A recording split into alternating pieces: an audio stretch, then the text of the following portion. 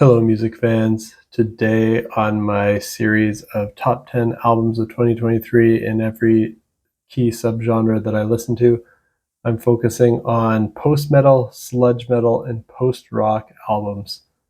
Let's jump right in with my number 10, which is Silver Moth and Black Bay. This is post rock with alternative rock, doom metal, and progressive rock influences. Silvermoth is a new 7-piece band featuring Mogwai's Stuart Braithwaite. This is their debut album. It's very atmospheric, doomy, progressive, artsy, alternative post-rock. It has this 15-minute epic song on it called Hello Doom. I guess you could even call it a prog epic, but it is very repetitive, doomy, and hypnotic. But it's actually really good music to fall asleep to, I think. But it does sound pretty evil, so it might give you nightmares. Number 9 is Explosions in the Sky with their album End. This is instrumental post-rock. It's the 8th album by this American band. This one is a lot more peaceful, calming, pleasant, and uplifting than the previous one on my list here that had more of that somber atmosphere. I've always liked what I've heard from Explosions in the Sky, but I've never quite been blown away by it. This keeps it up. It's very good, but doesn't quite cross into excellent territory for me. So Explosions in the Sky, check out End. Number 8 is Hubris with The One Above. This is instrumental as well, like the last one, ambient post-rock as well, with more electronic, some post-hardcore and metal influence in there as well. Check out the preview track, The One Above, for a preview of this album. It's the title track of the album. This is the 4th album by this band from Switzerland. It's all instrumental, starts with a 13-minute track. That's the title track. So check out Hubris, The One Above. Number 7 is Witch Ripper. We're going more into metal territory now. Their album is called The Flight After the Fall. This is sludge metal with stoner rock, experimental, progressive, and post-metal influences. It's the 2nd album by this American band. If you like Mastodon, Baroness, Cult of Luna, and The Ocean, I think you'll like this. The last song here is also prog epic. Check out the song Enter the Loop for a preview of this. Number 6 is Urn and their album A Feast on Sorrow. Progressive sludge metal, again here with stoner rock, metalcore, doom, thrash, groove, and heavy metal influences all thrown in. Check out the song Becoming the Ocean for a preview of this. This is Urn's 2nd album. They're from the UK. I really liked their first album, Serpent and Spirit, so I was really excited to hear this one.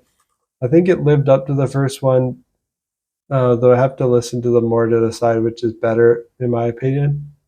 The first one might just be a little bit better than their second one, but it's very close.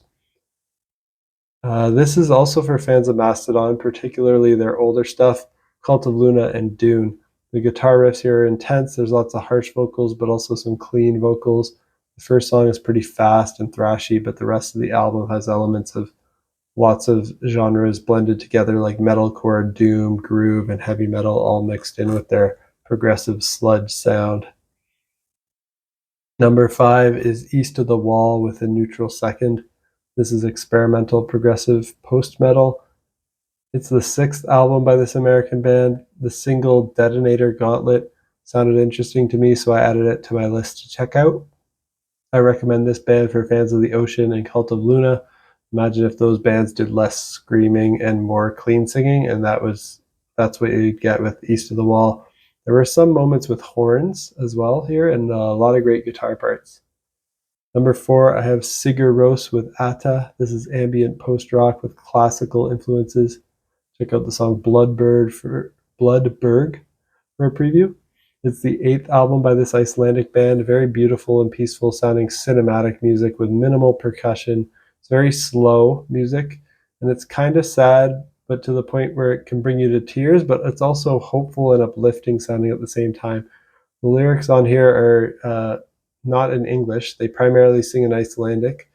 but I think they also sing sometimes in a made-up language they call Hopelandic or Von Lenska, which has a lot of non-linguistic vocalizations that just sound good. This album sounds particularly good because they feature a full orchestra on here. Number 3 is Baroness with their album Stone. This is progressive sludge metal with indie, alternative, psychedelic, and hard rock influences. Check out the song Last Word for a preview of this. It's the 6th album by this American band. I think this might be the best Baroness album yet, in my opinion, and I've liked all their other albums as well up to this point, but I feel that this one has more variety than many of their previous albums. Mostly clean singing, but a lot of the vocals have that typical Baroness vocal sound where they are almost always harmonizing, kind of like how Alice in Chains does or how Intronaut does in their clean vocal sections. A lot of the guitar playing has progressive sludge metal or post-metal vibe to it for fans of Mastodon and the Ocean, but they also have softer moments that lean more into indie rock, ambient, and post-rock territory. They also have some psychedelic stoner doom vibes on here. Check it out if all that sounds appealing to you. Number 2 is Hypnos with Sheol. This is progressive metal with post-metal influences. 6th album by this French band. I'm surprised I'd never listened to an album by Hypnos before this one. This is right up my alley. It's really good. If you're a fan of bands like The Ocean, you'll like this. My only critique is I think they did a bit too much spoken word on this. There's several spoken word passages throughout the album. They're mostly in French. However, the lyrics for the singing and screaming vocals seem to be mostly in English. My favorite song on here became my most listened to song of the year, which is Sheol Part 2. Number 1 on my post-metal, sludge metal, and post-rock list from 2023 is The Ocean with Holocene. This is progressive post-metal with sludge metal influences. The 10th album by this German band. Everything The Ocean puts out has been great. While I don't think this is their best work, it continues their streak of greatness. For fans of Cult of Luna and Hypnos, as far as I recall, this is their second softest album they've ever made. The vast majority of the vocals are clean. The music is slow, peaceful, beautiful, ambient, and hypnotic. But there are a handful of moments with harsh vocals that get a lot heavier, so you have to be ready for those intense moments to kick in. My favorite track is Atlantic. I like the slow burn build up. I like the horns on the track, and then the heavy parts near the end are great too. Second favorite track is probably Parabiosis. And that's it for my top 10 favorite post-metal, sludge metal, and post-rock albums of 2023. Let me know what yours were down in the comments. Maybe I'll have some new ones to check out. And what do you think of my picks? Any of them surprise you? Have you heard all of these? Which ones do you like the most? Let me know. And hit the subscribe button if you want to stay in the loop of when my next video is coming out. Not sure what subgenres I'll cover next. Maybe it'll be thrash metal, symphonic metal. Maybe I'll do jazz fusion. Maybe I'll do electronic or ambient.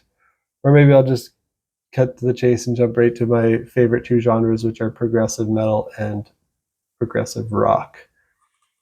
So I'll probably decide that tomorrow. Stay tuned. Peace out.